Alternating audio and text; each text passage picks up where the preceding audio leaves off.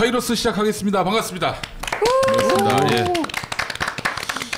은근히 카이로스 보시는 분들이 많이 계세요. 예. 네. 저 반대편 분들도 많이 보시는 것 같습니다. 그 가장 네. 훌륭한, 네. 가장 훌륭한 어떤 확장성, 영향력은요. 적들도 본다, 적들도 듣는다. 네. 이거 아니겠습니까? 예. 빤스 목사님 반갑습니다. 우리 이은재 목사님도 반갑습니다. 네. 예, 그래요. 정말 많은 분들이 보셔서 정말 카이로스가 지금 우리 교계 저널리즘의 또 중심에 들어서고 있는 중입니다. 예, 그래요. 손해가 막심한 우리 김디모데 목사님. 이거 같이 하면서 손해 본 거 있으면 말씀해 보세요. 강의가 좀 아이고 이런. 예, 그럽니까? 예. 어차피 보수교회에서 안 불러주잖아요, 목사님. 많이 불러주십시오. 대형 교회에서 네, 많이. 은근히 원하고 있습니다. 그러나 이제 사실 우리 김디모데 목사님이 이렇게 함으로써 네. 이제는 보수교회의 그 섭외는 좀 줄어도 대중의 목사, 이 시대의 목사가 되고 있는 거예요. 예. 그 점을 좀 그걸로 눈에 보이는 보상은 없지만 네. 약간 거기에 만족을 좀 하시는 게 좋을 것 같습니다. 예. 하늘의 상급이, 하늘의 상급이. 할렐루야. 아멘. 알겠습니다. 자, 그나저나 우리 지난 시간에 이제 김수원 목사님 나오셨는데 그거 네. 어떻게 돼가고 있어요 지금?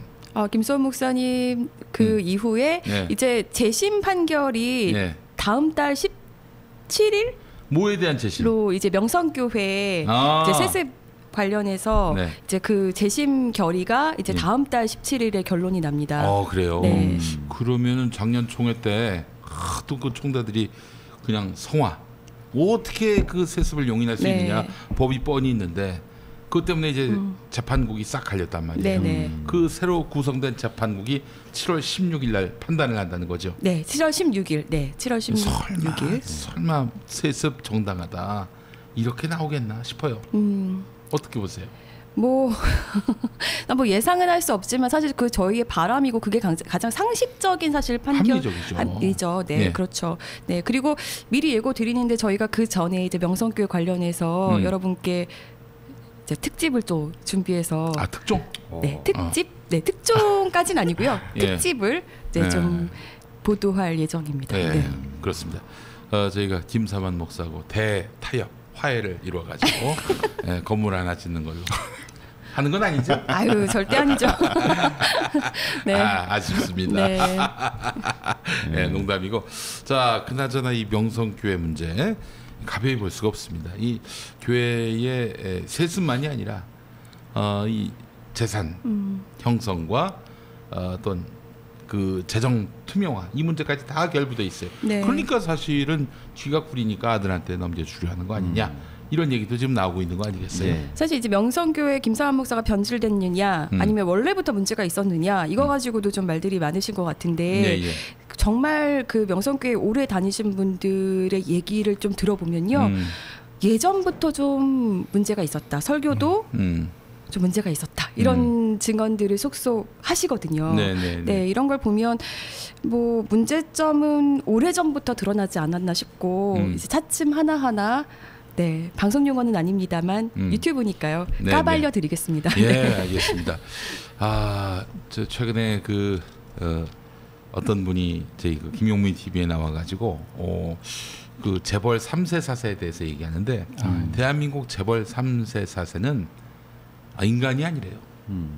남이 아프면 같이 눈물을 흘려주는 이런 공감 능력이 제로인 건 말할 것도 없고 막 그 뭐 소리 지르고 갑질하고 그거 많이 보셨잖아요. 네네, 그렇죠. 그런 일들이 아주 허다한 그런 재벌 3세 4세인데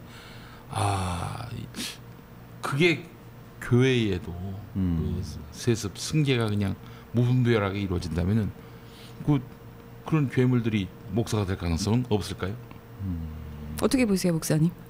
되게 그 대형 교회 자녀들은 보상 심리가 있어가지고 그 보상 심리가 뭐냐면 적어도 그 아버지가 그 대형 교회를 읽어가는 과정을 보면서 고생하는 걸 봤잖아요. 그 자기도 거기로부터 좀 교회에 매진하느라 가정적 돌봄을 못 받았으니 그렇지. 내가 이 정도는 좀 해줘도 괜찮다. 이 정도 대접받아도 문제없다. 아버지로부터 세습받아도. 목회자뿐만이 아니라 교인들도 그런 생각을 갖고 있다는 게 문제죠. 억울해라.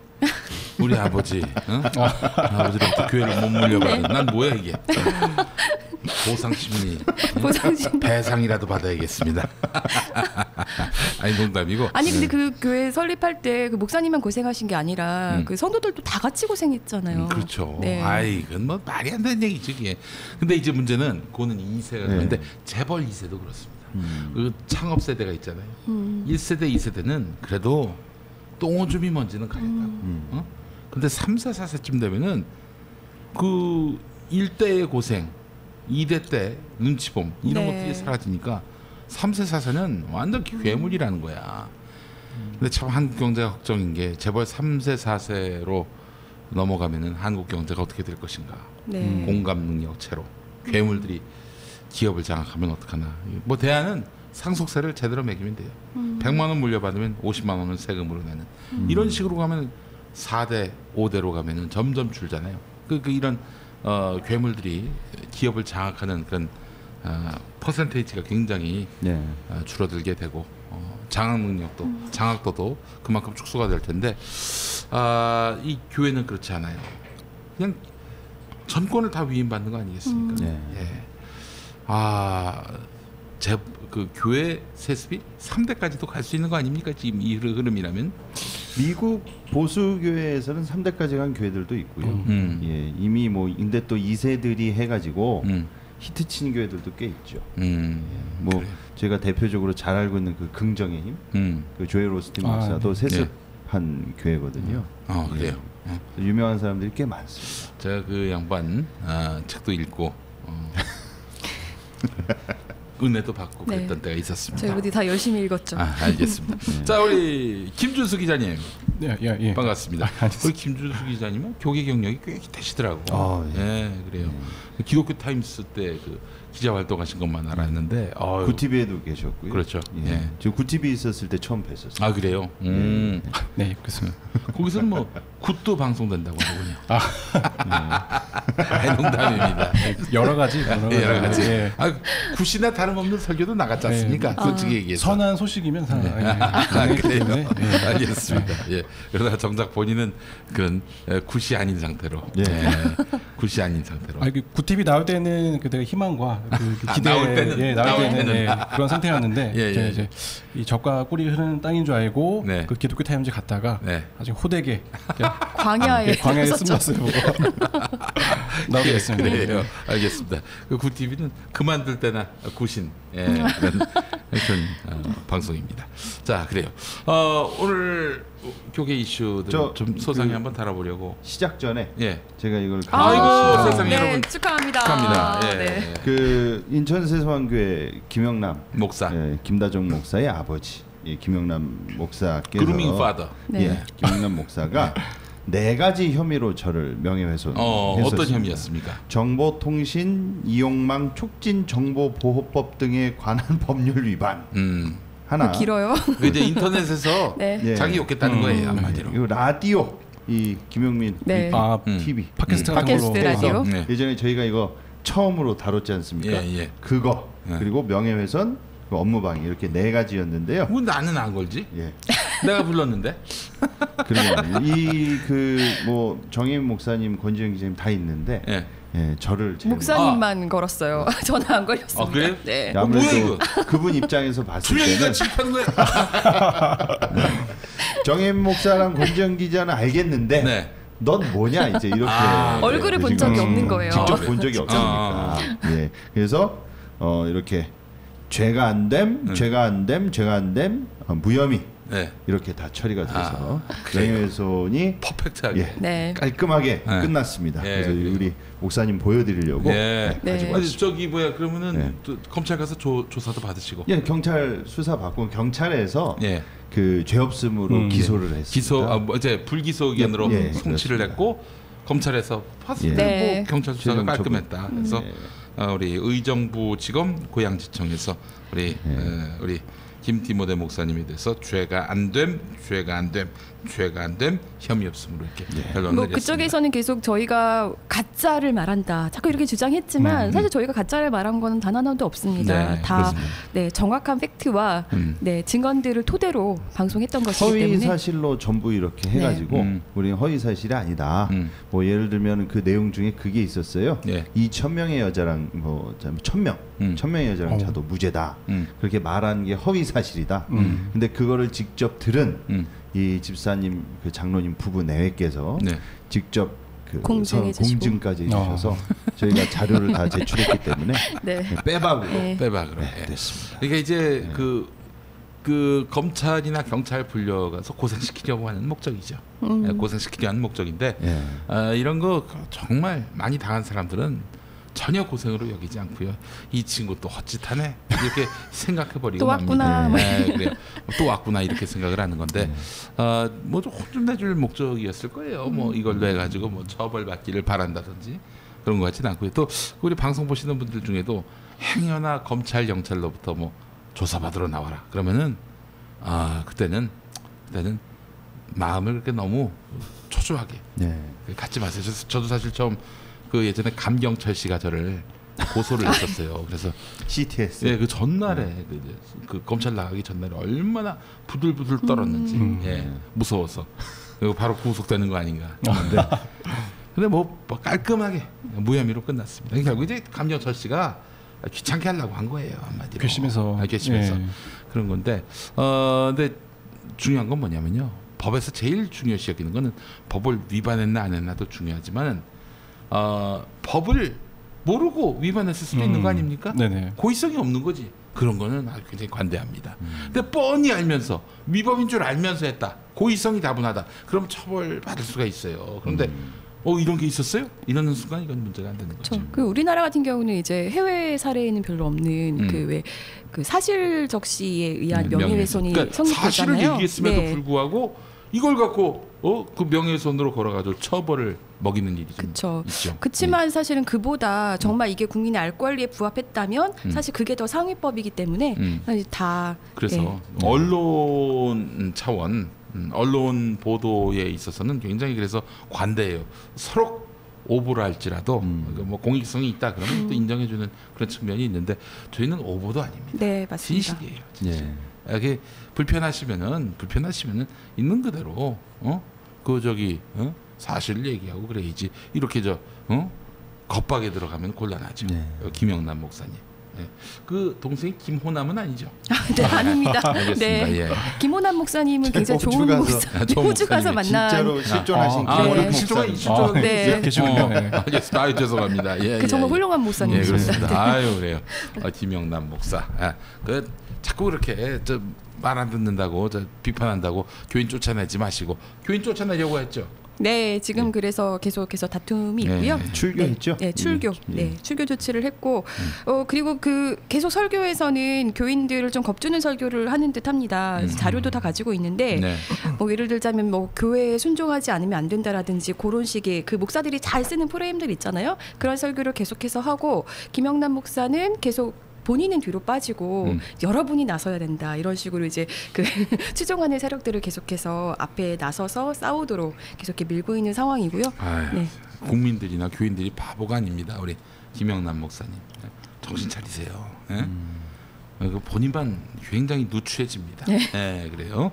알겠습니다. 자, 그럼 오늘 본격적으로 이야기 들어가도록 하겠습니다. 어떤 이슈 오늘 다뤄볼까요? 사랑의 교회. 얘기 안 할 수가 없죠. 우리 준수 기자가 이틀에 걸쳐서도 사랑의 교회를 계속 방문했습니다. 은혜 많이 받으신 것 같아요. 너무 충만한 은혜, 감격스러워서 화려함에 굉장히 정신을 못 차리더라고요. 그렇습니다. 근데 아니 헌당 예배를 한 10년 전에 한번 드리지 않았습니까? 근데 아마 입당 예배. 입당한 지 이제 5년 6개월 만에 지금 헌당 예배를 드린 거예요. 입당은 뭐고 헌당은 뭡니까? 입당은 처음에 들어갈 때고 보통 뭐 헌당은 이제 뭐 그 은행 융자 같은 걸 좀 마무리했을 때 이렇게 드린다고 하더라고요. 그래요? 빚을 다 청산했다는 의미가 있는 건데 사실은 다 청산하지 않았을 거라고 보는 시각들이 지배적으로 많고요. 본인이 통장에 딱 뭐 증빙 자료를 내놓지 않는 이상은 모르지. 근데 그거를 왜 이 시점에 하고 있는 건지 이게 굉장히 중요한 거 아니겠습니까? 그렇죠. 이 시점에 하는 이유. 네. 그 도로 점용 문제가 지금 이제 대법원 판결을 앞두고 있습니다. 그 강대상 자리가 그 네. 도로 자리라고 하더라고요. 네. 예. 공용도로 그 점용을 하고 있는데 네. 이제 그 문제가 이제 바로 이제 대법원 판결을 앞두고 있는데 이번에 서초구청장이라든지 서울시장도 이제 참석을 해서 이걸 허가해주겠다 이런 식의 발언들을 해줬잖아요. 그러니까 이제 대법원 판결을 앞두고 이런 식의 좀 예배를 강행한 거 아니냐라는 의구심들이 솔솔 나오고 있죠. 네. 아니 그게 무슨 참 망령된 짓입니까? 예? 그렇잖아요. 그 아무래도 나는 그래서 헌당 예배한다고 그래가지고 거기를 이제 도로 부분을 흙으로 말아가지고 새로 리모델링해서 그거 이제 헌당 예배하는가 보다. 회개하는 의미로. 그렇지. 난 그게 좀 선의로 받아들였습니다. 근데 그건 그대로 두고 헌당 예배를. 제가 느끼기에는 이제 어떤 뭐 외부의 어떤 위협들이 많았잖아요. 네. 뭐 자기 목사 지위에 대한 뭐 그런 뭐 판결들이나 여러 가지 비난의 목소리들이 많았었는데 여전히 그런 걸 이제 다 개의치 않아 하고 잠재워버리고. 우리는 이제 뭐 건재하다. 그리고 우리는 여전히 이제 뭐 거룩한 인프라를 넘어 거룩한 플랫폼으로 그런 뭐 이렇게 역할을 하겠다. 뭐 그런 걸 좀 대내외적으로 좀 선포하는 자리가 아니었나. 소위 그 사회적 본인의 네임밸류는 너무 처참하기 때문에 이제 사회적 정치인들, 이제 목사들, 신학자들, 소위 저명하다는 사람들을 몽땅 한다스로 끌어모은 다음에 이 사람들 얼굴들을 다 비치는 거죠. 이 사람도 여기 왔어. 그쵸. 이 사람도 여기서 이거 축사하고 여기 설교하고 이렇게 했어 하면서 이걸 이제 세탁한다고 그러죠. 이미지 세탁. 그런 용도로 좀 이 판을 벌린 것 같다는 생각이 드네요. 그래요. 아니 박원순 시장은 왜 가셨나? 그러니까 말입니다. 아드님이 다니신다고 발언하셨던 것 같은데요. 네. 예전에도 그런 얘기는 하셨었고요. 이제 뭐 어떻게 보면 정치인으로서는 좀 어쩔 수 없나 싶기도 한데 좀 그래도 부적절한 언행이지 않았나. 좀. 근데 제가 봤을 때 그날 퀴어 축제가 있었습니다. 네. 퀴어 축제가 있고 또 퀴어 축제를 반대하는 사람들은 날마다 박원순 탓. 맞아요. 네. 이런 와중에 반가이 하려고 가신 게 아니겠는가? 아니 사실 이거는 정말 우리 단체의 입장으로 바라보는 시각인데요. 네. 괜히 저희 그 사단법인 내주면서 같이 이제 너무 그런 쪽으로 몰려지시니까 조금 더 이렇게 뭔가 나는 뭐 진보와 보수를 아우르는 약간 이런 이미지를 조금 주려고 한 것도 아닌가라는 생각을 살짝. 제가 봤을 때는 퀴어 쪽이 더 맞는 분석일 것 같아요. 근데 사실 그 사람들이 아니 박 시장이 아니라 그 누구라도 상식적이고 합리적인 사람들은 그 광장 그걸 허가하지 않을 수가 없어요. 허가하지 않는 게 이상해. 아니 그게 원래 광장의 허가제입니다. 그렇죠. 네.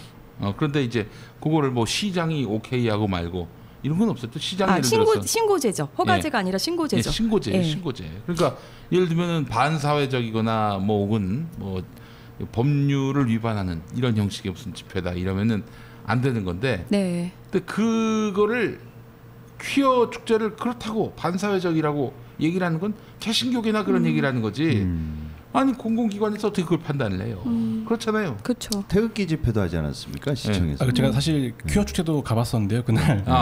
그 퀴어 축제가 열리는 시청광장을 중심으로 그 건너편 대화문에서는 이제 태극기 집회가 열렸고요. 그리고 이제 퀴어 축제가 열리는 그 서울 도서관 근처 거기에는 이제 그 예전에 뭐 이렇게 북치고 뭐 한복 입고 막 이렇게 발레 추시던 분들 계시잖아요. 예전에 저 미국 대사. 미국 대사가 이제 피습을 당했을 때 그 개고기 갖다 바치고 그 앞에서 부채춤 주신 분들이. 그러니까 그분들이 또 이제 아예 바로 옆에서 막 이렇게 무슨 단을 세워서 막 북을 치고 막 그런. 그 부채춤 췄다면서 또 부채춤. 뭐 제가 갔을 때는 못 봤는데 이제 제가 갔을 때는 막 그 군복으로 약간 다 입으시고 약간 1단, 2단 이렇게 막 북을 치시더라고요. 그래서 그런 것도 있었고 또 그 대화문에서 이제 집회를 못 하니까 그 반동성애 쪽 분들은 약간 그 서울시 의회인가요? 그렇죠. 그쪽에서 대대적인 집회를 열었습니다. 그 저기 항상 부채춤을 추시는 분들인데 추신 걸로 보도가 됐어요. 저는 그래서 그분들을 대한예수교장로회 부채측이라고 부르고 있습니다. 왜 웃어요? 부채표도 있는데 부채측이야 부채측. 근데 제가 아주 많아. 제가 알기로는 그 자체적인 교단을 가지신 그 목사님께서 주도하고 계신 걸로 알고 있고요. 그래서 항상 뭐 이렇게 나오시는 분들로 알고 있습니다. 아, 예, 그래요. 참. 하여튼 그 문제 때문에 뭐 박 시장도 가신 것 같은데 참 안 가셨으면 어땠을까 하는 생각도 들고. 근데 거기 참여한 그 분들을 보면 뭐 이어령 그 축사로 서부터 여야가 다 있습니다. 예, 그래서 뭐 제가 봤을 때는 정치인은 좀 그렇다 치더라도 왜냐면 이제 정치인들은 디테일한 부분을 뭐 혹시라도 모를 수도 있고 그리고 또 논란의 쟁점에도 모를 수도 있고 그리고 정치인은 솔직히 여기저기 다 가야 되잖아요. 근데 그건 그렇다 치더라고 하더라도 제일 문제된 거는 뭐냐? 우리가 평소 때 이 사람이 여기 왜 있지? 이런 사람들이 꽤 있었습니다. 어떤 분들이 그래서 뭐 대표적으로 말이 많죠 요즘 그 알레스터 맥그라스라는 그게 존경받는 영국의 그 존 스토트의 뒤를 이어서 복음주의 신학자로 이렇게 우리나라에도 많이 이렇게 책이 번역되고 있죠. 존 스토트는 정말 그분이 성공의 신부였죠. 맞습니다. 이 알레스터 맥그라스도 북아일랜드 성공의 신부고요. 이분이 왜 좀 이렇게 알려지게 됐냐면 옥스퍼드대 과학자 출신으로서 분자 생물 물리학 전공자예요. 그런데 이제 캠브리지 가서 조직 신학하고 또 역사 신학까지 했습니다. 역사 신학까지 하려고 옥스퍼드에서 역사 문학도 전공했습니다. 그런데 이분이 좀 이렇게 두각을 나타낸 게 그 리차드 도킨스라고 있어요. 그 무신론 그 과학자 그 신은 만들어졌다고. 만들어진 신. 그거를 이제 까는 이제 반박하는 책을 또 쓰셨어요. 그래서 기독교계 아주 열광적인 또 그런 하여튼 지층이죠. 근데 저는 참 재밌는 게 뭐냐면 이 알레스터 맥그라스가 이제 사랑의 교회 초대 받아가지고 이렇게 축시였나요? 설교는 아닌 걸로 설교 순서에 김재관 목사에 이어서 설교를 했습니다. 축사 느낌으로. 그래서 그런 자리에 간다는 게 사람들이 다들 궁금해하는 게 저 학력 비리랑 도로 불법 전용 알고 갔을까? 근데 근본적으로는 그걸 모르고 갔다 치더라도 이 시스템이나 이런 비춰지는 것 자체가 비주얼 자체가 이거는 뭔가 이렇게 구린 구석이 있을 수밖에 없다는 게 학자라면 직감적으로 그거를 캐치를 해야 되는데 또 이게 제가 너무 좀 이게 말이 안 되는 게요. 알레스터 맥그라스 같은 경우는 소위 그 유신 진화론자입니다. 그 진화론으로 하나님이 뭐 창조하셨다 이런 신학 우리나라에는 그 나사 출신이라고 죠 우종학 교수 유명한 분이 계시는데 그거를 오정현 목사랑 사랑의 교회나 총신해서 사탄으로 여겨요.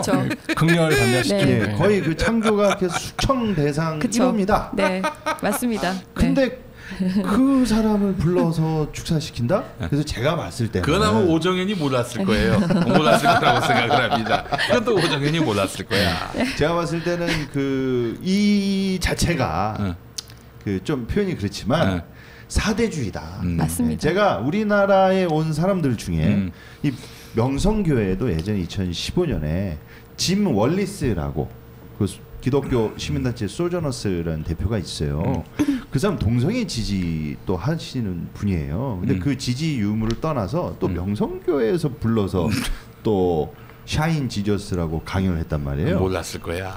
근데 이거를 알면 과연 불렀겠느냐는 거죠. 제 얘기는. 김하나 목사가 지멀리스 관련해가지고 논문을 쓴 걸로 알고 있어요. 그러니까요. 그리고 또 이제 여의도 순복음교회는 예전에 위르겐 몰트만 튜빙겐 신학자라고 있는데 자주 오시죠. 조인기 목사랑 또 친구라고 본인이 얘기를 해요. 이 조합이 그 조인기 목사도 오중복음 상중축복이라고 해서 희망의 신학이다. 그런데 이 위르겐 몰트만도 희망의 십자가, 희망의 신학 이렇게 해서 뭔가 좀 트렌드를 어거지로 오버랩 시키는데 전혀 조합이 맞지가 않습니다. 근데 오시는 분들도 그렇고 부르는 것도 그렇고 제가 봤을 때는 좀 이 백인 유럽 그리고 이제 미국 위주의 그 신학적 사대주의에 찌든 하나의 결과물이 아닌가. 제가 한국에 온 이런 그 신학자 중에 인도 분이나 그 좀 중동 쪽 계신 분이나 남미 쪽 분을 본 적이 없습니다. 단 한 번도. 그러니까 나는 이게 백기환 선생을 미국 네오콘 쪽에서 초청을 해가지고 행사를 한 것 같은 그거랑 느낌이 비슷한 느낌이죠. 예. 예. 이거를 과연 좀 이분들이 이걸 읽을 수 있을까? 그러니까 좀 무식한 게 아닌가? 좀 무지한 게 아닌가 네. 그런 생각이 좀 많이 들었던. 예전에 제가 있던 방송사에 계시는 본부장님께서는 아예 기자들한테 그런 요청까지 했었어요. 한국 사람들은 아직까지는 그래도 외국인이 얘기했다 그러면 혹해서 듣는다. 그러니까 해외 석학 충분히 많이 활용해라. 이러면서 저희는 막 해외 석학 인터뷰 기획 막 이런 거 맨날 시리즈로 해야 되고 막 이랬었거든요. 네. 그래서 그 4대주의죠 정말. 왜 이 사람들이 왔을까? 그 둘 중에 하나 아니겠느냐. 결국은 돈과 그리고 좀 이 자신의 이 명성을 위한 게 아니겠는가라는 추측이 있는데요. 그래서 혹자는 이번에 그 사랑의 교회 서초센터에 그 영국 유니언 신학교 또 총장이 왔어요. 마이클 리브스라고. 근데 여기에 이 유니언 신학교 관련된 기관 아시아지부 사무실을 서초동 센터에서 제공해 주는 게 아니겠느냐라는 이런 추측이 아니, 또. 저도 얼핏 보니까는 그 주소지가 아예 사랑의 교회로 돼 있다고 하던데요. 그러니까 결론은 그런 커넥션이 없는 이상, 기브앤테이크가 없는 이상 그 사람들이 뭐 좋다고 이렇게 한국까지 와서 이렇게 하겠느냐 그런 입장입니다. 그리고 사랑의 교회가 지금 그 유럽 교회 개척 뭐 1000개 교회 개척인가 이제 그걸 하고 있던 와중에 그 이번에 이제 101개 교회가 이제 개척이 완료돼서 그거 관련된 행사도 했었거든요. 그래서 이제 그런 뭐 흐름과 또 발맞춰가지고 또 이렇게 초청이 된 게 아닌가 싶기도 하고. 그래서 결국은 좀 이 금전적인 부분이 작용한 게 아닌가. 뭐 펀딩도 많이 하시겠죠. 왜냐하면 명성교회 같은 경우도 그 김하나 목사가 프린스턴 그 이사로 이렇게 됐잖아요. 그렇게 이사가 될 수가 없거든요. 도저히. 그리고 또 좀 김삼만 목사께 죄송한 얘기지만 해외 나가면 제가 이제 해외 나갈 때마다 한국에서 왔다고 하면 그 외국 그 신학계 있으신 분들과 목사님들이 조용기랑 안명문은 거의 다 알아요. 조용기, 세계 최대 교회니까. 데이빗 조, 폴 조는 거의 다 압니다. 그 안병무 교수도 상당히 많이 알아요. 그 민중신학 해가지고. 근데 김사만을 아는 사람은 본 적이 없습니다. 근데 어떻게 프린스턴 이사로 김사만 목사 아들인 김하나가 될 수 있겠느냐? 여기는 좀 이 금전적인 게 작용하지 않겠느냐. 기부금 뭐 세게 냈다든지. 아 그래요. 노암 촘스키 교수가 무슨 저기 삼성 행사에 와가지고 축사를 하는 그런 꼴이 아닌가 하는 그런 생각을 해보게 됐습니다. 알겠습니다. 그래서 사랑의 교회. 다녀오신 분이 다녀오셨네요. 그럼 박원순 시장 그 축사도 사실 뭐 어떻게 보면 평이했는데 이제 그 서초구청장의 말과 함께 이제 같이 보다 보니까 더 좀 논란이 됐던 것 같고요. 골 때리는 사람이 조은이 아니에요? 예, 맞습니다. 그 저기 그 서리풀 터널이라고 있어요. 그 대검찰청 대법원하고 저쪽 저 내방역 쪽으로 가는 그 터널이 있는데 그거 100% 서울시에서 시비로 한 건데 그 서초구청장 그 사람이 자기가 다 한 것처럼 얘기했다. 이거 플랜카드에 뭐 그런 식으로. 어처구니가 없습니다. 아니 박 시장이 도와주셔서 감사하다. 우리 서초구민 여러분 함께 축하합시다. 이런 정도면은 그것도 좀 속이 다 보이는 그런 행태지만 이해할 수 있는데 지가 다 한 것처럼 얘기하고 다녀요. 이거 진짜 양심불량입니다. 이거는. 근데 사실 저는 이 사랑의 교회 건을 보면서 좀 가장 아쉬운 지점이 어떤 거냐면요. 사실 뭐 학력 논란에 무수한 논란, 뭐 굉장히 요란한 논란들이 계속 있었는데도 그것보다 더 화려하고 요란하게 예배를 드렸잖아요. 그런데 이제 예배 안에서는 굉장히 뭐 축복하고 뭐 이런 분위기였지만 사실 밖에서는 그날도 갱신이 분들이 시위도 했고 그리고 SNS 상에서는 굉장히 맹렬히 비난하는 그런 글들이 엄청 많이 올라오고 비난의 글들이 막 올라왔죠. 그런데 그럼 교계 언론들은 도대체 이 사랑의 교회 건을 어떻게 바라보고 보도했을까 네. 조금 추려봤는데요. 네. 일단은 뭐 기독신문 같은 경우는 합동 교단지니까요. 뭐 어느 정도 한계가 당연히 있을 겁니다. 욕을 할 수는 없을 거예요. 네, 아마. 욕을 할 수는 없습니다. 그런데 그냥 담백하게 담았습니다. 뭐 사랑의 대장정 이어가겠습니다라는 제목으로 해서 뭐 그 예배의 어떤 실황 정도만 뭐 그리고 워딩 위주로 이렇게 담았고요.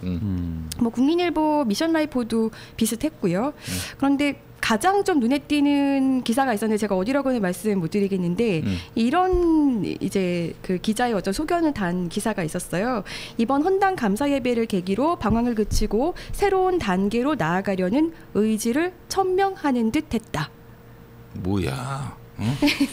천명했다가 아니라 네. 천명하는 천명하는 듯했다. 네. 그러니까 약간 그 사랑의 교회와 관련한 논란을 좀 일축하려는 의도로 저는 좀 보였거든요. 이거 누가 쓴 거예요? 아, 뭐 여기서 어때 뭐 범죄를 저질렀어?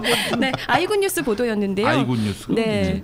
기독교연합신문. 네, 기독교연합신문 보도였는데요. 뭐 이렇게 친사랑을 보여줄 필요까지 있나? 그냥 담백하게 이렇게 보도하면 되는데 왜냐하면 사실은 대부분이 이제 사랑의 교회 안에서의 어떤 그런 모습들만 조명하고 밖에 있는 어떤 뭐 갱신이 분들의 어떤 모습이라든지 뭐 다른 어떤 논란들 왜 사랑의 교회 이 지금 이 헌당 예배가 무엇이 문제인지를 사실 제대로 좀 조명한 언론은 사실 찾아보기가 힘들었어요. 그나마 CBS 정도가 왜 사랑의 교회가 지금 시점에 헌당 예배를 드리는지 정도를 좀 짚었고 그리고 이제 뉴스엔조이 정도가 예배 실황을 뭐 한 두 꼭지 정도로 뭐 그냥 이제 워딩 위주로 담고 그 다음에 이제 외부 칼럼을 좀 실었더라고요. 뭐 그 정도 눈에 띄는 거고 나머지는 사실은 다 그냥 정말 사랑의 교회의 어떤 워딩만을 다 거의 다 실어줬거든요. 이런 점이 참 한계라고 알고 있으면서도 많이 아쉬운 것 같습니다. 네. 교계의 삼성이네. 저는 이 사랑의 교회 건도 그렇고 명성교회 건도 그렇고 좀 이게 다음 세대 청소년 아이들을 이렇게 만나는 입장에서 상당히 이건 독약 같다고 생각이 듭니다. 애들이 보고 뭘 배우겠어요. 애들이 저렇게 돈 많고 교회 크고 그리고 좀 권력이 있으면 뭐 학력 비리를 저지르든 무슨 짓을 하든 그냥 다 커버되는구나. 그거를 지금 보여주고 있는 거거든요. 이게. 그리고 어쩌다가 자기 그 학번을 대학교 학번 모를 수도 있어요. 깜빡할 수도 있죠. 어쩌다 한두 번은 깜빡할 수 있는데 학번을 어떻게 까먹어요? 그러니까 그 5번이나 번복한 그게 사기꾼이지 그게 말이 되는 소리입니까? 제가 그게? 요즘에 진짜 깜빡깜빡하고 단어 막 생각 잘 안 나고 막 이러는데 학번은 기억합니다. 학번이 그 예를 들면은 뭐 몇 년도 학번을 말하는 거잖아요. 네. 구체적으로 자기가 뭐 제가 이제 한신대 같은 경우 32016으로 시작하는 이거는 기억하지 못할 수 있는데 몇 년도 학번을 그걸 까먹을 수가 있는가? 어? 그렇잖아요. 그렇죠. 그거는 까먹을 수가 없죠. 네. 예. 그러니까 이거는 이런 거의 희대의 누구라고는 명시 안 했지만 사기꾼에 가까운 그런 행위를 했는데 그거를 알고도 이 저명 인사라고 소위 말하는 사람들이 가서 이렇게 한다? 저는 도저히 있을 수 없는 일이고요. 그리고 그 김수원 목사님께서 그때 해주신 말씀이 있어요. 제가 김수원 목사님께 이렇게 여쭤봤거든요. 김수원 목사님께서 그때 금식하고 계실 때 제가 좀 찾아뵀었습니다. 근데 이렇게 말씀하시더라고요. 자기가 이번 이 명성교회 사건을 통해서 너무 잘된 게 하나 있다. 뭐냐? 애매한 사람들이 있었대요. 어떤 사고를 갖고 있고 어떤 신앙관을 갖고 있을지 모르는 사람들 있지 않습니까? 종잡을 수 없는 회색 분자 같은. 근데 이 명성교회 사건을 딱 들이대면 이게 딱 친명성, 반명성 딱 드러나지 않습니까? 명확하게 구분되잖아요. 그래서 우리 교단 예전 통합 안에 누가 저쪽 사람들이고 저런 사람들인지가 그냥 수면 위로 확 올라와서 다 드러났다는 거예요. 명확하게. 마찬가지로 이번 사랑의 교회 헌당 이 식도 이번에 드러난 거죠. 교계에 누가 이제 여기에 정확하게 함께 몸담고 있고 호의적으로 이런 자세와 행보를 보이고 있는지 저는 좀 이번 계기를 통해서 애매했던 사람들이 있었거든요. 저 뭐지 긴가민가 했던 사람들이 명확하게 드러나는 그랬던 시간인 것 같습니다. 그런 의미에서 몇몇 분들의 축사를 좀 소개해드리면요. 이제 뭐 교계 인물은 아니지만 이제 반기문 위원장은 이제 사랑의 교회를 향해서 뭐 영적 청정 대사의 역할을 기대한다. 이거 오정현 목사가 했던 말이죠. 네, 영적 그런 말씀도 하셨고요. 또 이제 그 시각장애인으로 이렇게 최근에 그 총신대 총장 그 대신 그 이재서 총장님은 사랑의 교회는 우리 교단의 상징이고 자존심이다. 그러면 교단을 디스하는 거 아닙니까? 디스하는 거지 그러면은. 뭐 해석하기에 따라서도 뭐 그렇게 생각할 수 있을 것 같고요. 박희천 목사님이라고 내수동 교회 그 오정호 목사가 이제 다녔던 그 교회 목사님은 이제 솔로몬의 성전보다 앞선 교회가 될 것 같다. 그리고 이제 그 복음주의 4인방으로 또 유명하신 우리 이동원 목사님께서는 이제 복음의 새로운 시대를 뭐 열어달라 이렇게 말씀하셨고요. 그리고 이제 그 정성진 목사 이분은 한국교회 지금은 운종교회를 하시는 것 같더라고요. 이제 한국교회 갱신운동의 중심이 되길 바란다. 갱신운동의 중심? 예, 뭐 이것도 디스라고 해석해야 될지 모르겠는데요. 하여튼 그런 말씀도 하셨고요. 그 오 목사 사퇴를 촉구하는 거예요. 그렇죠. 그분이 사퇴하셔야 한국교회가 갱신. 그렇지. 원래 그 복음주의 4인방 중에 그 홍정길 하고 또 그 이동원 이 두 분은 그 오정현 목사를 자식처럼 이렇게 생각해서 좀 이렇게 하는 게 좀 있으셨다고 그러시더라고요. 예전부터요? 예. 그래서 좀 그분들이 공개적으로 이게 좀 뒤에서 그러니까 이동원 목사님 말고 홍정길 목사님 같은 경우는 뒤에서 좀 이렇게 많이 다그치고 좀 그러기도 하셨다는데 그래서 홍정길 목사님은 이름이 안 나오시잖아요. 거기 명단이 없었습니다. 예, 그래서 뭔가 이렇게 좀 그 두 분이 그래도 우리가 좀 지켜야 되지 않냐, 너무 두드러 맞는 거 아니냐 그런 이야기가 한간에 있었다고. 너무 두들겨 맞지 않으셔가지고 지금 문제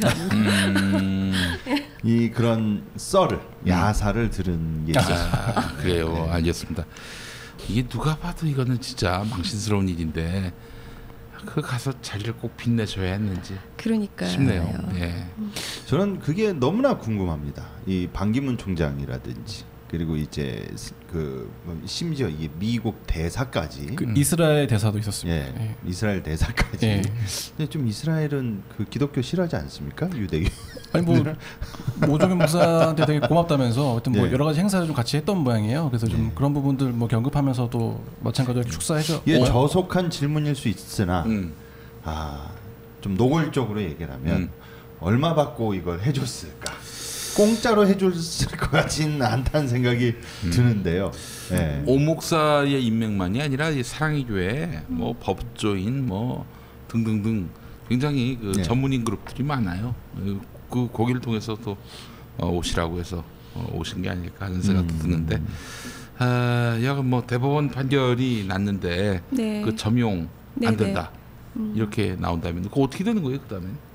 그 대법원 판결을 앞두고 있고 아마 그 허가가 올해 중으로 나는 거지 않습니까? 그래서 이제 그런 와중에 그 구청장이랑 이제 서울시장이 와서 이제 그런 발언을 해가지고 더 좀 논란이 됐던 것 같고요. 그러나 적어도 제 박 시장을 내가 아는데 박 시장은 그렇게 오정현 행사 참석해가지고 오정현 봐주세요.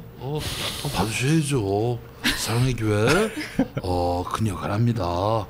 봐주셔야 합니다. 이럴 뿐이 아니에요. 뭐 그렇게 말씀은 안 하셨고요. 그리고 문재인 대통령도 마찬가지로 뭐 이재용 행사 갔다고 이재용한테 봐주느냐? 아니야, 지금 검찰 수사하는 거 봐봐.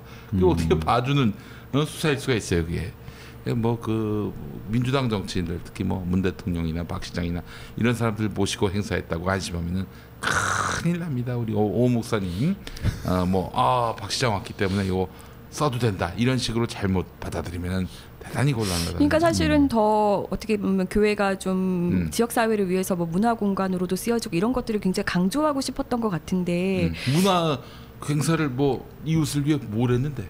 지금 이제 예전에도 했었고요. 또 이제 헌당 그 기념으로 또 대대적으로 이렇게 지금 열고 있습니다. 휘어 축제를 거기서 한다고 하면 해줄 거야? 실내에서 하려면 오구에서 하지 말고 실내에서 하려면 그 사랑의 교회에서 한다고 그러면 해줄 거야?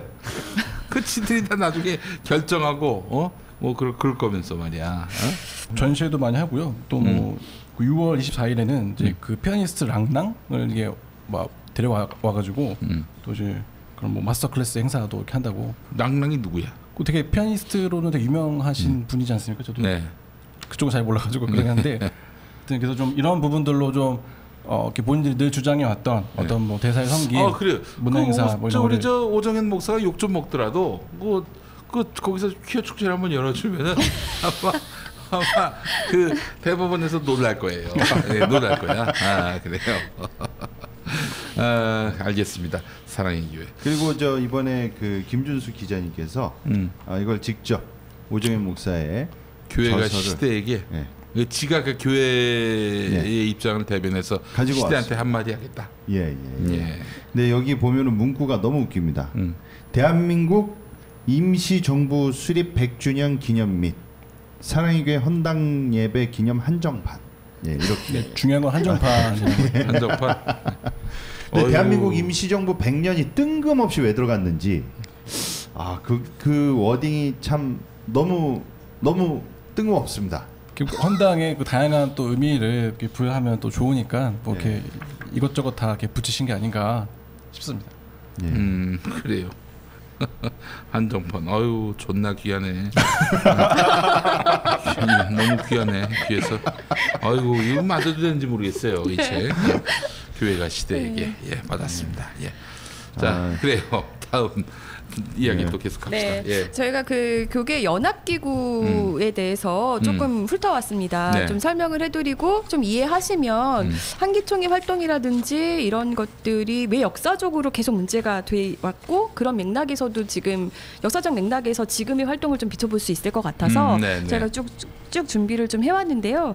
일단 연합기구는 총 4개의 연합기구가 있습니다. 우리나라에는 한국기독교총연합회가 여러분 이제 정광훈 대표회장 때문에 이제 다들 아시죠? 한기총. 이 한경재 목사가 창립준비위원장이었고요. 그러니까 교계 연합기구 중에서는 가장 보수적인 곳이라고 생각하시면 됩니다. 그 다음에 이제 한국교회연합이라는 곳이 있는데 이제 한기총 내외에서 금관선거라든지 뭐 이단 해제 문제 이런 문제들이 불거지니까 2012년도에 한교연이라는 곳이 탄생을 했어요. 그리고 또 이제 2017년에 그걸로도 모자랐는지 한국교회 총연합, 그러니까 한교총이라는 곳이 또 생겨납니다. 여기는 이제 대부분의 어떤 주요 교단들이 다 소속이 돼 있고요. 그러니까 성직자 양성기관으로 교육부 인가 4년제 대학교나 대학원 대학교를 보유한 교단이 중심으로 이루어지고 있습니다. 2017년 12월에 설립됐고요. 그리고 이제 가장 오래된 곳이 이제 NCCK, 한국기독교교회협의회, 한국기독교교회협의회인데 이곳이 이제 1924년에 설립이 됐죠. 그렇죠. 네, 이제 한국의 민주화라든지 인권 회복, 통일운동에 앞장서고 있고요. 모체는 조선예수교교회연합공의회라고 합니다. 그렇습니다. 네, 그런데 이제 태생을 좀 보면요, 우리나라에 이제 기독교가 이렇게 들어올 때 보면 선교사들이 이제 각지로 흩어져서 막 들어왔잖아요. 그래서 이제 또 각자 관할 지역을 막 배분해서 선교 활동을 펼쳤잖아요. 그러다 보니까 한국에 전래된 기독교는 다양한 신학과 교리적 배경을 지닌 그 교파형 교회였던 거죠. 그래서 이제 연합의 필요성이 계속해서 대두됐는데 원래 한 1905년쯤에 한번 이제 제한 개신교 선교부 공의회라고 이제 결성을 한번 하려고 했습니다.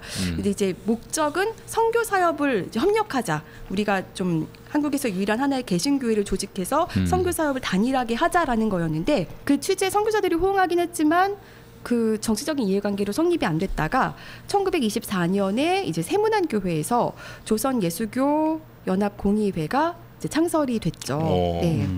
초대 회장은 차재면 목사.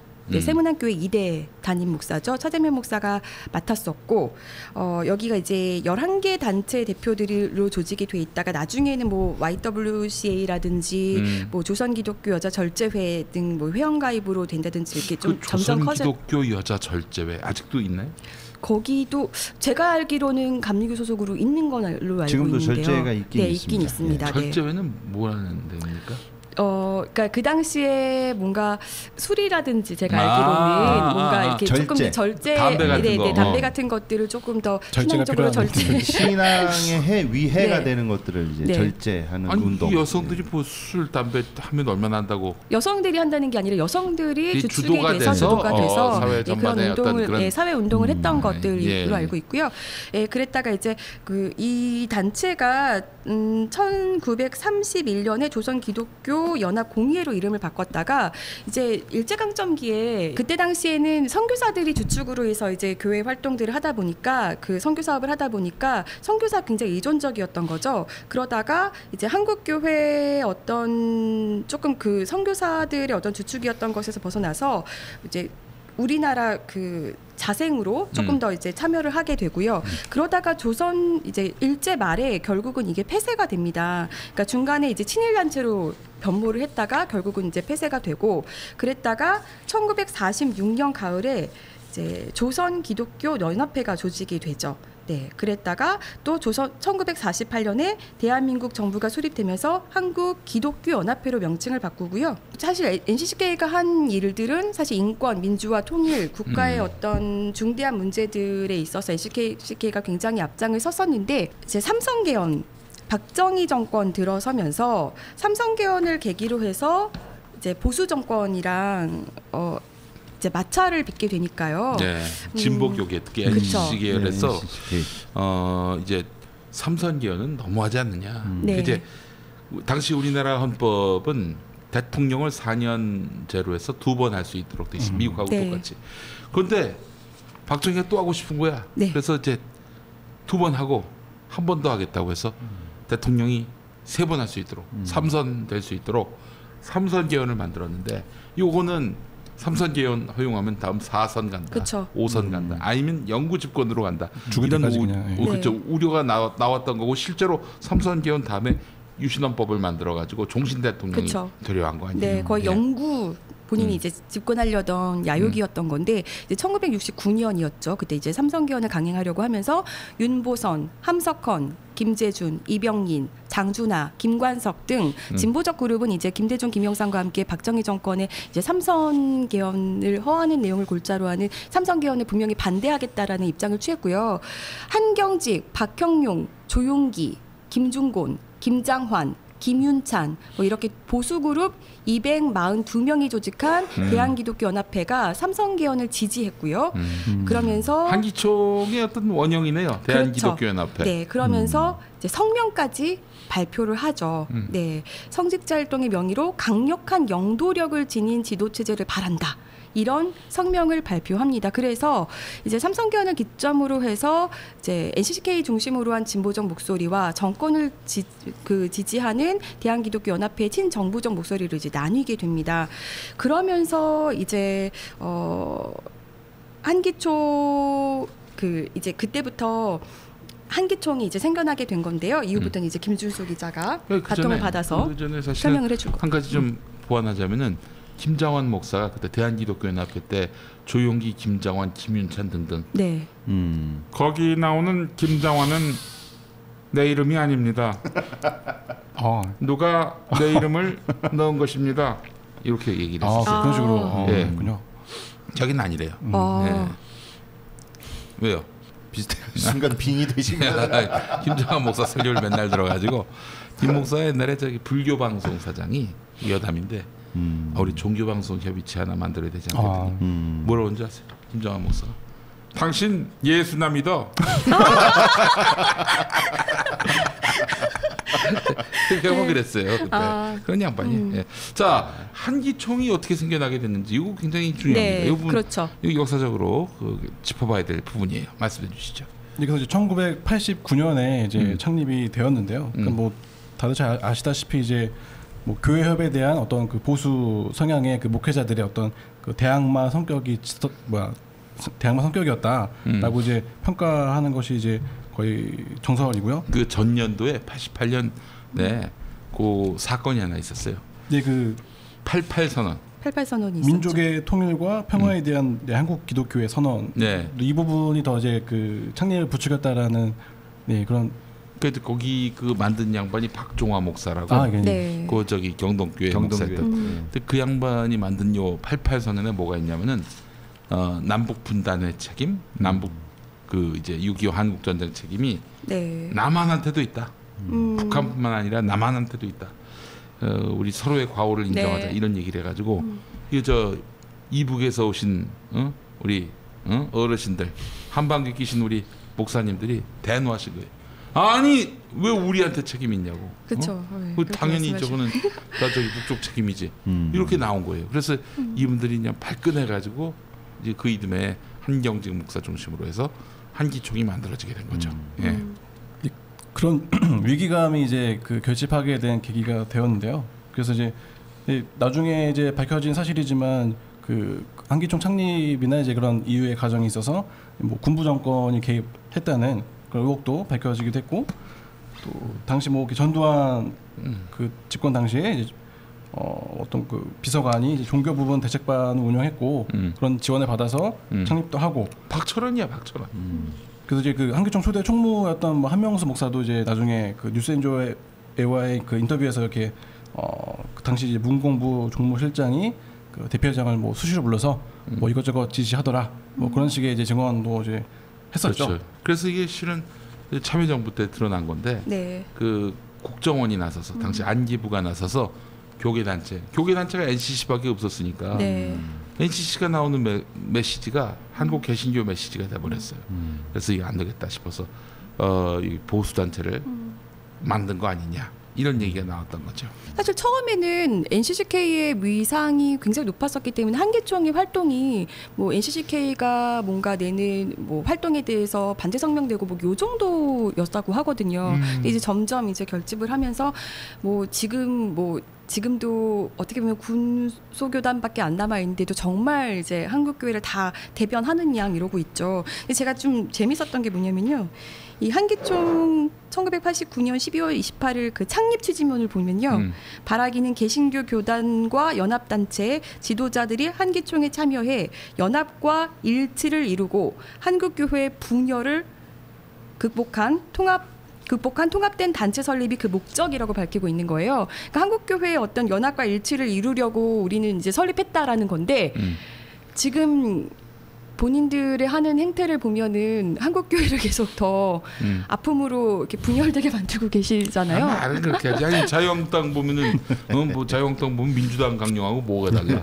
예, 뭐 그냥 강령만 있을 뿐이지. 네, 예. 아주 그냥 연합과 일치라는 말만 들어도 제가 아주 네.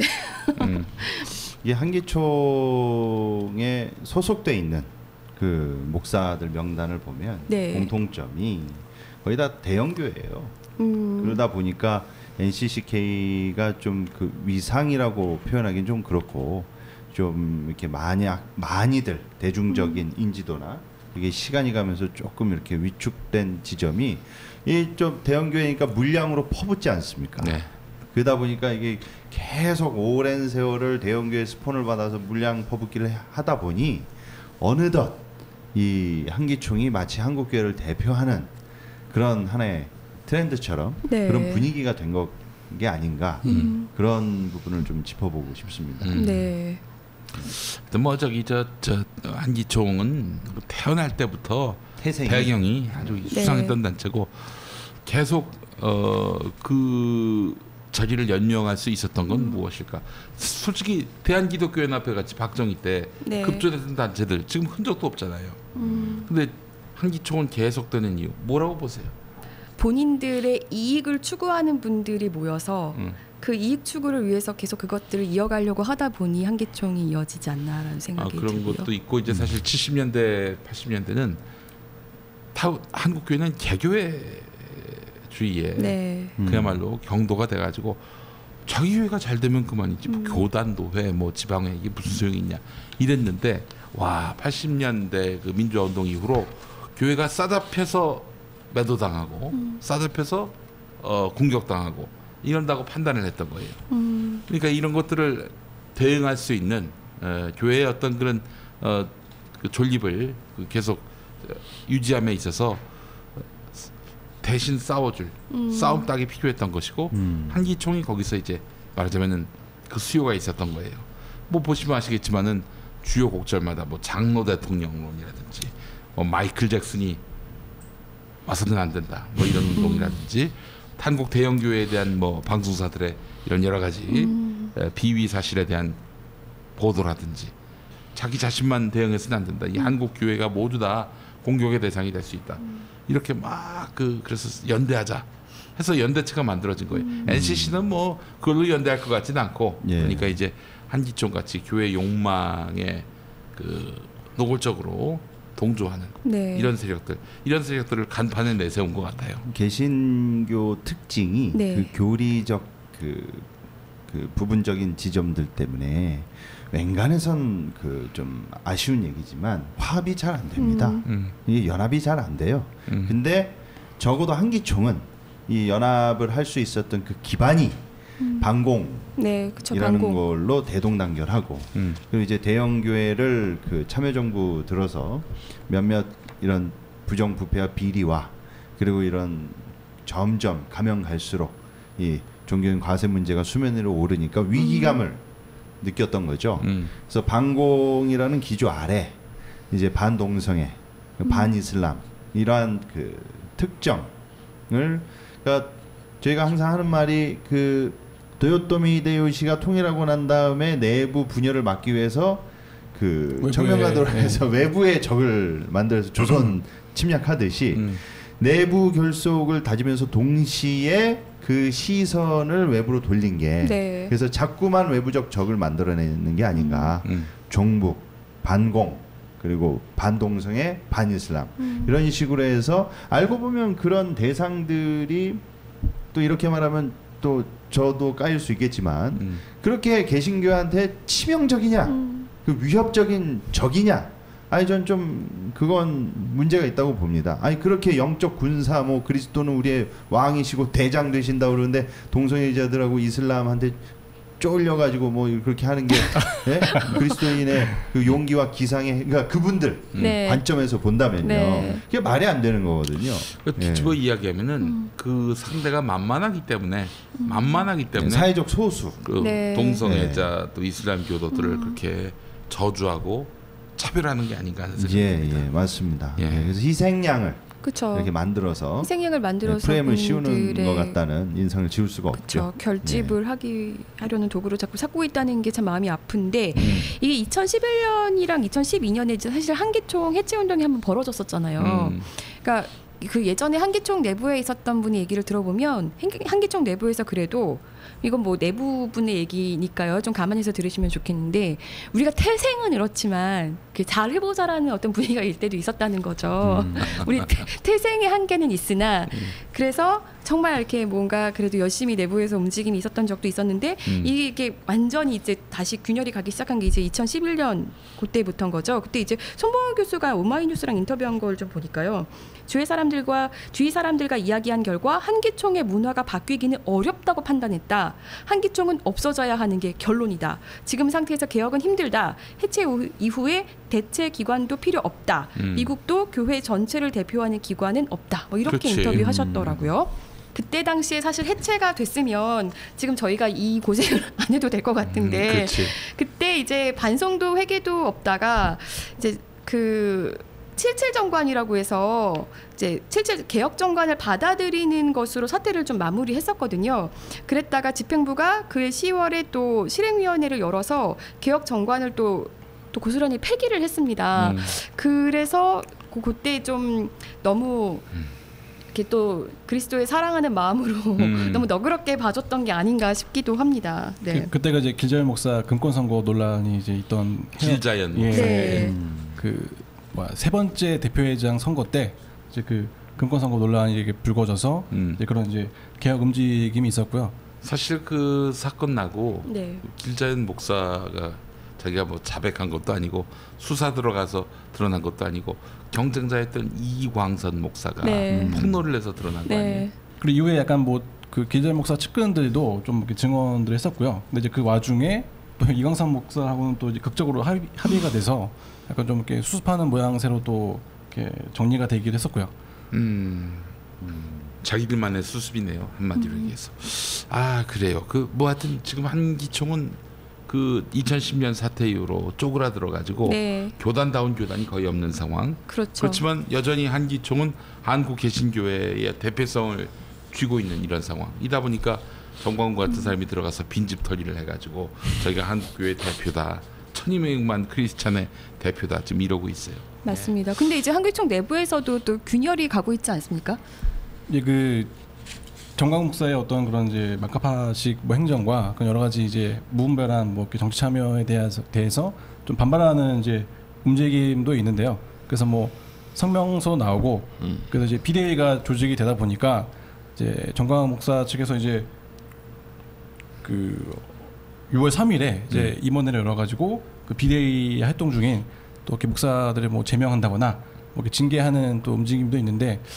제가 알기로는 이게 제명이나 제대로 이렇게 징계를 하려면 결국 이제 임원회, 뭐 실행위원회, 또 이렇게 총회까지 거쳐야 하기 때문에 사실은 이제 이런 식으로 이렇게 무분별하게 징계를 남발해서는 안 되는 걸로 알고 있는데, 하여튼 그 정광훈 목사 쪽도 좀 이런 부분들을 좀 이렇게 잠재해 오려고 하는 모양인지 좀 이런 이렇게 움직임들을 좀 보이고 있고요.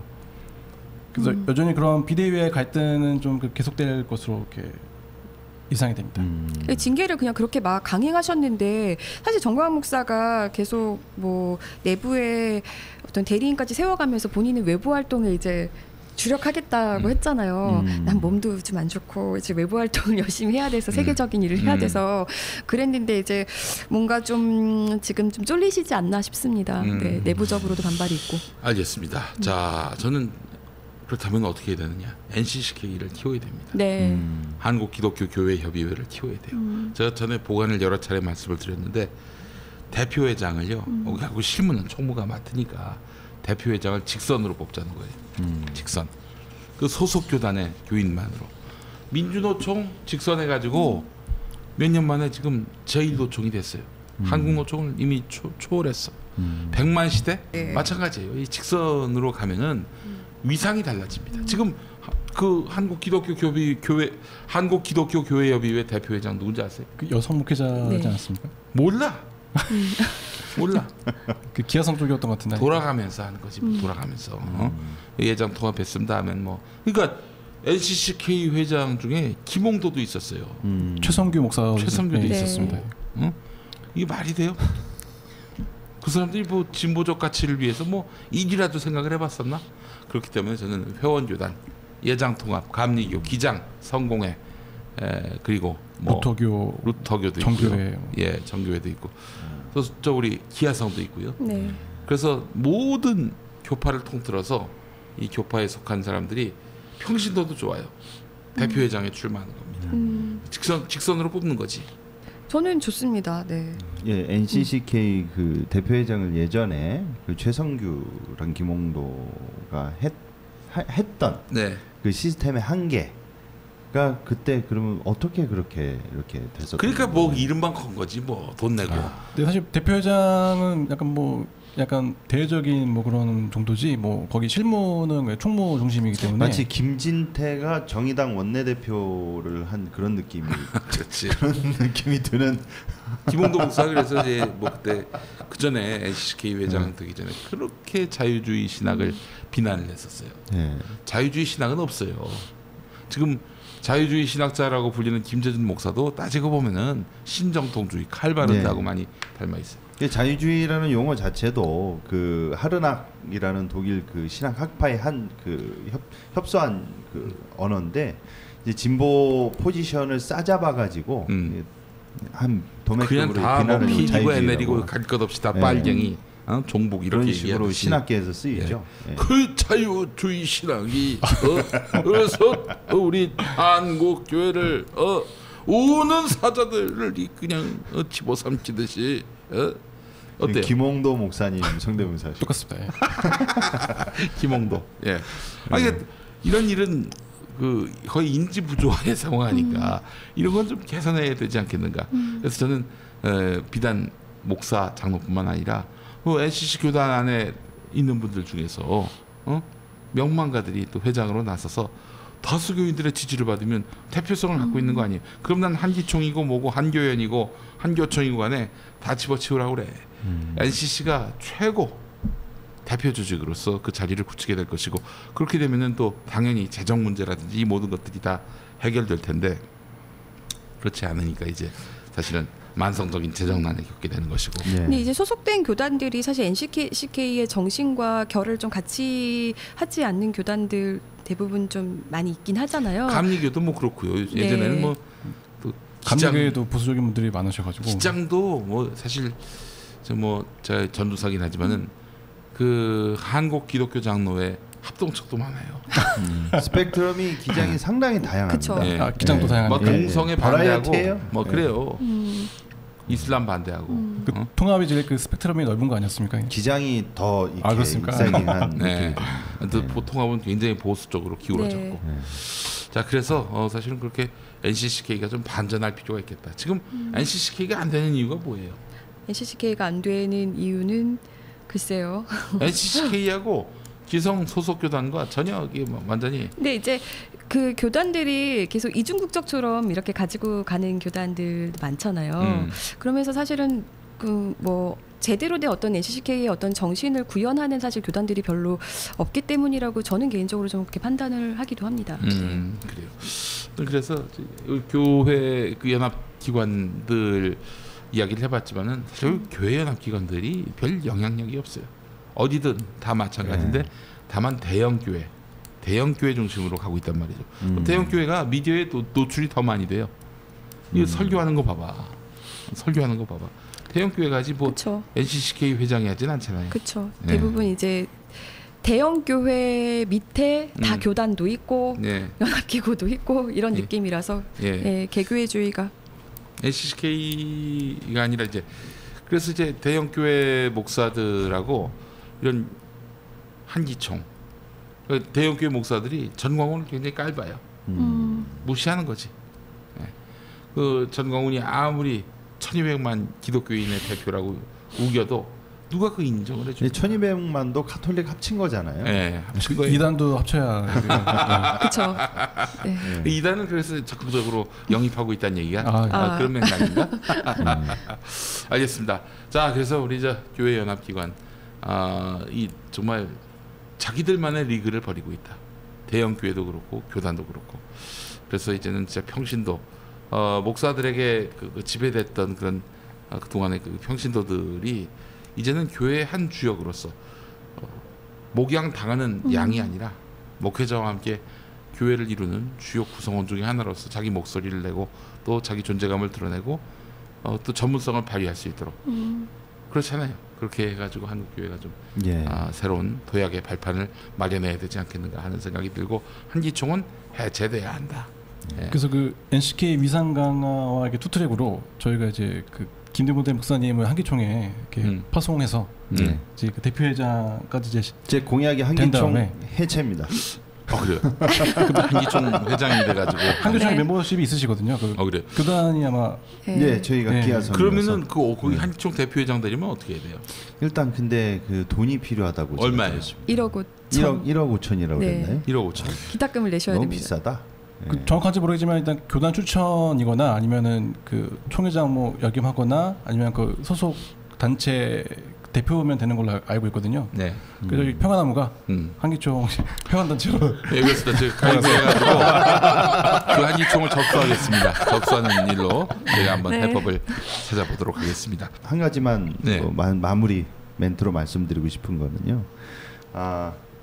한국 교회 그 대표 기관들이 그 유무에 따라서 좀 필요성을 강조하시는 분들도 계시고 강조하지 않는 분들도 계시는데 그 정부하고의 어떤 이런 브릿지 역할을 하기 위해서 개교회가 할 수는 없으니 그 사회와 정부의 역할을 하는 어떤 브릿지 단체의 필요성이 있지는 않은가. 이제 그런 필요성을 그 의견을 내시는 분들이 꽤 계세요. 근데 그것도 어느 정도 이제 이해는 되는데 하필 그게 한기총이라는 거죠. 그리고 또 NCK는 좀 표현이 죄송스럽지만 좀 많은 한국교회에서 알려지지가 않거나 역사는 오래되고 해온 일들도 많고 너무 숭고한 가치들을 지향하고 있는데 사람들이 많이 모르거나 좀 노골적으로 말씀하면 약발이 없다는 거죠. 그래서 좀 이런 게 자꾸만 사람들한테 좀 공론화되고 많이 알려져서 NCK가 좀 역량 강화가 되고 한기총이 해치되는 그런 분위기로 갔으면 좋겠다. 그래서 마무리 멘트로 말씀드리고 싶습니다. 저는 이제 성경 말씀에 그런 말씀이 있잖아요. 모이기에 힘쓰라. 사실 그 말씀이 사실은 저는 굉장히 아멘으로 받다가 어느 순간 무서워지더라고요. 왜냐면 한국교회가 뭉치기만 하면 뭔가 언론의 도마 위에 오르고 뭔가 혐오스러운 발언들을 하고 누군가를 배척하고 이런 일들이 앞장서는 거죠. 네. 대부분의 뭐 대신이랑 백석이랑 합칠 때도 그랬고, 그러니까 굉장히 겉보기에는 우리는 연합하고 일치하기 위해서 이렇게 하는 거야라는 어떤 퍼포먼스를 보이고, 연합기구들도 사실 그런 측면에서 이런 게 필요해라고 계속 그렇게 주장들을 하지만. 사실은 지금까지 해온 행보들을 보면 그냥 어떻게 보면 세력을 확장하고 결집하고 그래서 본인들의 이익을 추구하고 사실 그런 목적이 다분했다는 거죠. 그래서 그 성경 말씀에 있는 모이기에 힘쓰라라는 말씀을 우리가 굉장히 제대로 해석해야 하지 않을까라는 생각이 많이 들었고요. 정말 모여서 사회 이익이 되고 공익이 되고 뭔가 하나님 나라의 어떤 제대로 된 확장을 위해서 힘쓰는 그런 것들이 아니라면 저는 그냥 뭔가 기독교의 이름으로 뭔가 자꾸 모이는 이런 것들이 차라리 없어졌으면 좋겠다는 생각을 많이 했었어요. 기독교의 이름으로 나오는 방송국도 차라리 없어지고 개인적인 생각은 그랬습니다. 그래서 그 정말 우리가 모여서 무엇을 해야 될지를 정말 깊이 더 고민하는 시간들이 됐으면 좋겠습니다. 네. 김준수 기자님. 한교총이 어떻게 보면은 이제 그 모든 연합기관 다 아우르겠다 그런 취지로 출발했는데 한교총. 예. 네. 그래서 이제 뭐 꽤 이제 실질적으로 진행됐던 부분도 있었지만 결국은 이제 그 제4 연합기구로 되고 말았거든요. 그래서 뭐 많은 뭐 이유나 원인이 있었겠지만 결국 이제 그 뭐 교단장이든 이제 거기 이제 소위 뭐 좀 원로들이 자기 이익이나 혹은 이제 그 감투하나 이제 그런 것들을 얻기 위해서 그런 부분들이 이제 많다 보니까 뭐 연합도 안 되고 결국은 이제 분열에 거듭해서 이제 네 번째 그 연합기구까지 이렇게 만들어지지 않았나 생각이 들어서요. 그래서 성도의 한 사람으로서는 그냥 이제 목사님들이 좀 자기 욕심이나 뭐 그런 거 좀 내려놓으시고 정말 한국 기독교의 어떤 이제 정말 뭐 갱신이나 회복이 필요한 때인데 좀 그런 부분도 더 생각했으면 좋겠다. 좀 그런 생각이 들었습니다. 예, 알겠습니다. 자, 오늘 카이로스 마무리하게 됐는데요. 정말 한국 교회 모이기를 힘쓴다라는 표현을 다시 한번 좀 돌아봤으면 좋겠고 모이는 거는 우리 유튜브 생방송 때 모이는 거 말고는 뭐 이렇게 열심히 안 했으면 좋겠다 이런 생각이 듭니다. 아니 선한 일을 도모하기 위해서 모인다면야 뭐 그걸 뭐라고 하겠습니까? 네, 그렇습니다. 자, 그래 오늘 수고하셨고 우리 평화나무가 또 오늘 밤에 거제로 또 내려갑니다. 거제 가서 또 그 학교 폭력 또 교회 내 폭력으로 인해서 신음을 하고 있는 우리 학생 만나서 응원하고 당신은 사랑받기 위해 태어난 사람이고 하나님의 훌륭한 피조물이다 이런 점을 또 이야기하고 돌아오려고 합니다. 여러분 많이 또 기도해 주시고 응원해 주시기 바라겠습니다. 자, 카이로스 다음 주에 뵙겠습니다. 감사합니다. 네, 감사합니다. 수고하셨습니다.